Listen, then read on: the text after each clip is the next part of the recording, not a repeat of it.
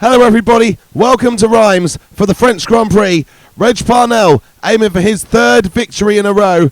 Francorol, his consistency continued in Belgium and he starts second. Pierotaruffi though in that Ferrari, the works Ferrari, is very much loitering, waiting for the opportunity to come forward and make a difference in this Grand Prix. Rudy Fischer in his private Ferrari, he starts fourth, and it's Harry Schell in the Maserati in fifth place. Johnny Clyde's in sixth.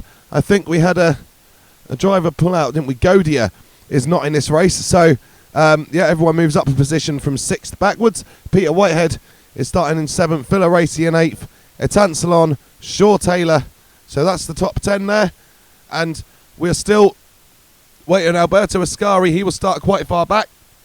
He's been redeemed a couple of positions by drivers not being in the same teams or not being in this race at all after Spa. So Ascari has been reprieved slightly, but not by a massive amount. Gonzalez, he is there in 14th in that Ferrari. He had a good, was it his debut for him in Belgium? I think it was.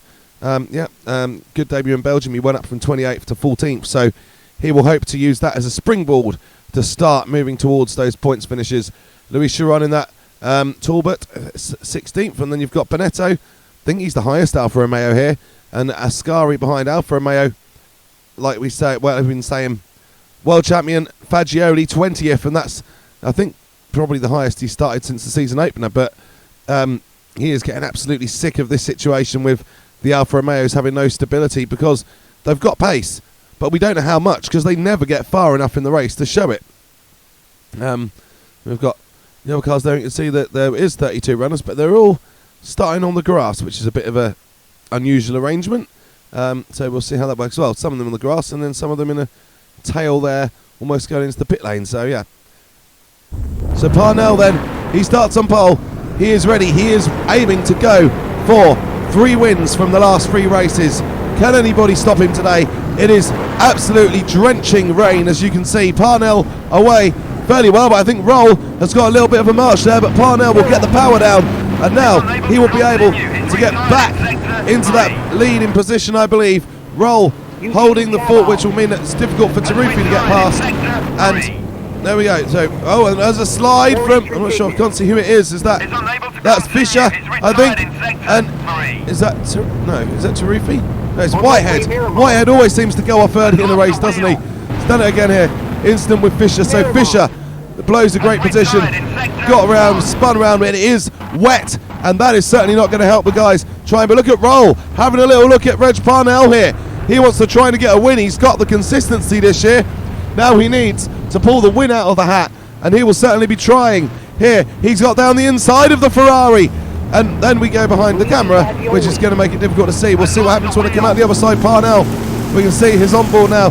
He is still in the lead by the looks of it, and Roll hasn't just tucked back in the second, he's lost ground, and Taruffi has got through. So Francorol dropping to third place behind Parnell and Taruffi in the works Ferrari, and then a bit of a gap to full fifth, well, not sixth anymore because Gonzalez has had a spin. He had done really well actually, gone from 14th to 6th, and that's a spin for a Talbot there as well, the Talbot of a Tantalin. So that, Johnny Clyde was under threat at the moment though, he's still holding on. There's Jacques Sauter in the other Belgian Talbot. They're actually 2 different teams, but the same car and the same, flying the same flag, the flag of Belgium, of course. And there's Parnell, Taruffi, and Roll, and I think the guys in 4th and 5th are closing in a little bit there. They are, surely. That's not a concertina effect. They are closing in. Parnell continues to lead Taruffi, and that's enough. Who is that? That is Francorol. I think he just locked his, that wasn't even a braking zone, and he's locked his brakes and gone off. He has blown what was a really good position and dropped, I think, to 6th out of the points. So, Mr. Consistent has made a mistake, and that is unfortunate for Francorol, dropping down the order. He was hoping to get, he's still in 5th, so he's still on for a couple of points, but hoping to continue his podium run. That's going to be considerably more difficult now. Taruffi continues to hunt down Reg Parnell, and they go over the hill there, and then to the right-hander, and Parnell still leading a bit. Taruffi is starting to look like he does want to have a go, and I think they're going to make some pit stops. So surely it's too wet to change tyres, but that is what the AI want to do here. So yeah, a really lovely bit of grass And now back to Parnell and Taruffi. And Villaraci now up in the third in the Ferrari. So Villaraci has done well. He's come through well. And then Shell in fourth. Roll still in fifth. And then there is Clyde under pressure. Is that another Ferrari? Or is that Gonzalez recovering? Or is it even Ascari or somebody? It is Gonzalez recovering. They got Swatter. He is under pressure from Ascari. You're running first. Who started in 18th. Hasn't been quite as strong as Gonzalez in terms of the start. Gonzalez had time to spin and he's still fighting Johnny Clyde for 6th place. Villaraci gives away his podium placing by pulling into the pits. And this is the thing, I think it's always going to be a thing on this game that if the AI think they can get away with pitting and it's going to dry slightly, well, the forecast before the race was rain and more rain, but Villaraci has tried it well. He's retired, so maybe he had an issue, maybe it wasn't the AI being a little bit brainless there.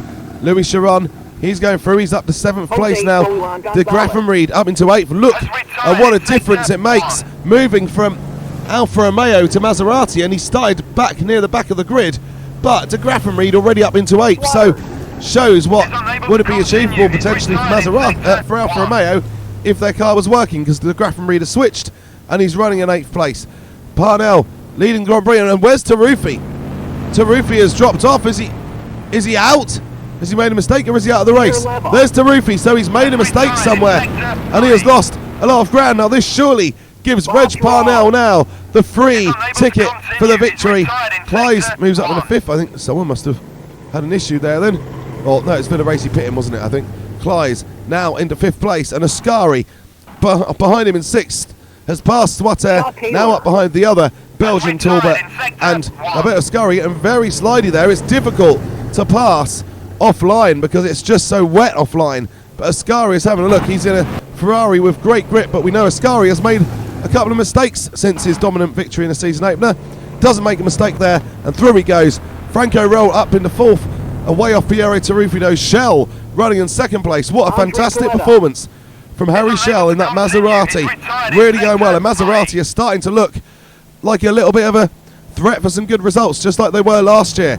But Parnell at the moment is looking comfortable. It could well be win number 3 in a row, and that's going to make the World Championship very, very strong. A very, very strong possibility for Reg Parnell. So here he goes. I think I'm ready in the pits. they're saying a lot of people are ready in the pits, so I think the AI are going to try and make these pit stops, try to go to, I'm assuming, to drier tyres, unless they're going to wetter tyres. Did they even have wet and dry tyres in 1951? I'm guessing they must have had some format of it, but yeah, so it looks like the AI are going to take the risks. But again, I ask this question every time, why would you do that in a 5% race? Because most of them are 3 laps or 2 laps or 4 in some cases, and other than like 1950s Indianapolis, which is 10 laps, but you're just not going to make up the ground. You've got no hope of making up that ground at all, because you know, if the other drivers stay out, they'd have to be really unlucky to lose, what is it, 30 seconds for a pit stop in the space of 2 laps, and that's Clyde out of the race. That's a shame, because Johnny Clyde has been having such a great run this season, and look, everybody I think is pitting. So what's going on here? Is that Parnell's Vanwell out of the race? It is. I think they're all pitting. There's chaos in there. There's room. They can't get into their pit boxes and get back out again, so they are retiring from the Grand Prix. Well, Roll is classed as the leader, but I think Roll is out. Is anybody going to finish the race here? We've still got Taruffi pulling in there, and we've still got a few runners. Well, I would have strongly advised against pitting now, but they're all continuing to pit. This is absolute crazy. This is becoming a bit farcical, to be honest with you. De Graffenried moves up to 3rd, and then he pulls in, and it looks like it's going to be the same for him in retirement. What on earth is going on with the AI here? They're not just destroying their races by pitting Louischiron into the lead, as his pit box is further up.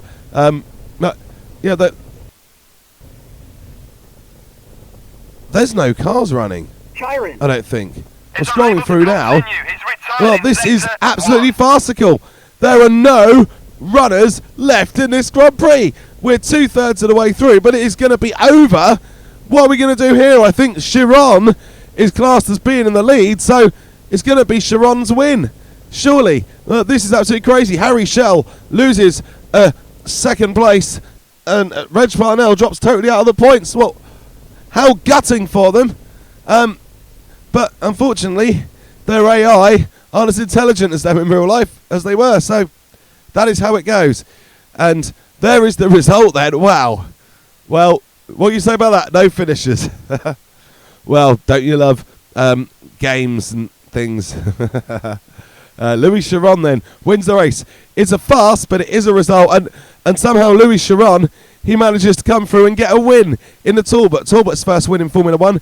Louischiron, I believe that's his third win in Formula 1. And he'll play himself back into things pretty much. He's done a great job today. Moved up to 7th before obviously everyone retired anyway, and then his pit box being further up took care of the rest. So Louischiron gets the win. francorol, in spite of his error, moves back into second place, back on the podium. There's no stopping his run of consistency, but will he ever get a victory? Aldo Gordini, he finishes third in the Simca Gordini. Well, I say finishes, it's classified. Can't really use the word finishes and be taken seriously in this race. Chulo de Graffenried is rewarded for moving teams by having a car that sticks together, that holds together, and he's finished fourth as a result and takes 3 points. I think his best was a fifth last year. So de Graffenried rejoining Maserati, back in the points, and with a strong starting position for the next Grand Prix. Harry Schell, absolutely gutted, was running in a great second place for most of the race, or most of the second third, which ended up being the second half. But yeah, out of the points as Alberto Ascari returns to the points for the first time since Switzerland. pierotaruffi, he's classified 7th. Reg Parnell was winning that race all the way, and then how it all went at the end means Parnell is classified down in 8th. So the championship, francorol into the lead of it, 22 points. Reg Parnell 16, Louischiron 14, Alberto Ascari 10, and Fisher 7, and Godia 5. Ferrari 37 in the constructors to Oscar's 22. Thank you so much for watching. Please like and subscribe to see more fast car races like this, and some really epic ones too. We do have a few of them on this channel. And yeah, take care, and I will see you guys soon.